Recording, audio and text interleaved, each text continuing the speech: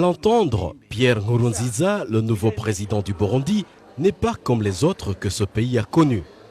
Il n'a pas du tout l'intention d'adopter la panoplie ad hoc, costume, cravate, qui a caractérisé surtout ses prédécesseurs. Pas plus qu'il n'envisage de cesser de jouer au foot avec les copains d'antan et de consacrer de larges plages de son temps à la prière. Du sport, le talent tous azimuts, il n'en manque pas.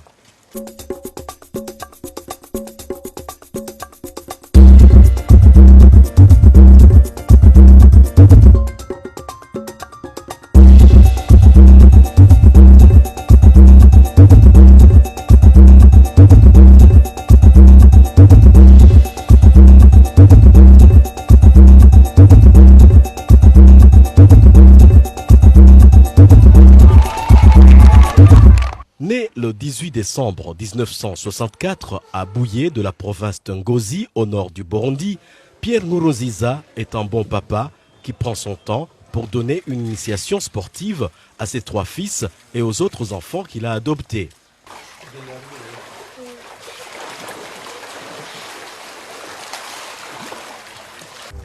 Apparemment, celui que son entourage appelle Pita n'a pas conquis le pouvoir pour se couler dans le moule de l'élite traditionnelle burundaise. Au contraire, doté d'une humilité extraordinaire, sa propre histoire l'a amené au pouvoir avec un désir profond de rupture. Son maître mot reste le changement de mentalité dans ce pays.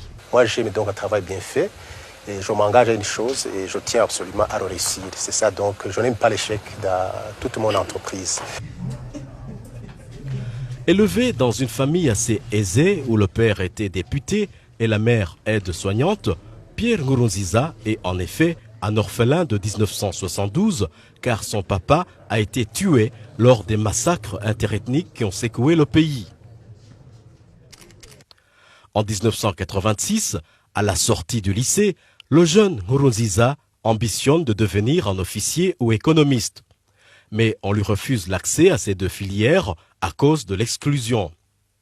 Il se lance alors dans des études de sport avant de devenir professeur en 1991 au lycée de Muramvya et à l'université du Burundi.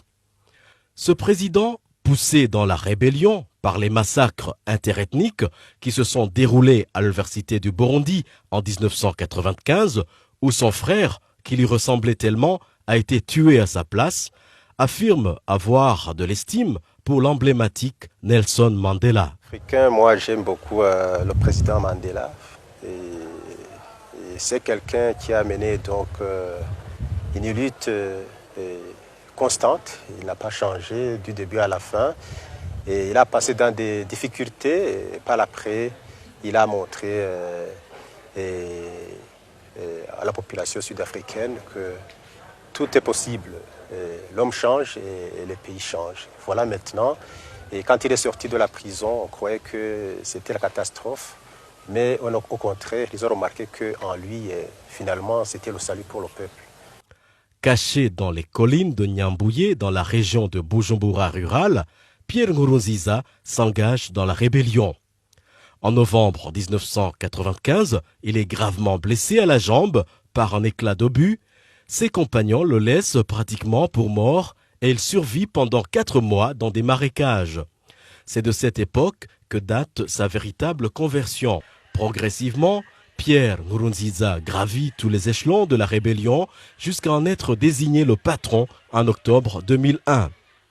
En 2003, le CNDD-FDD signe la paix avec le gouvernement de Bujumbura alors qu'on l'attendait à l'aéroport international de Bujumbura.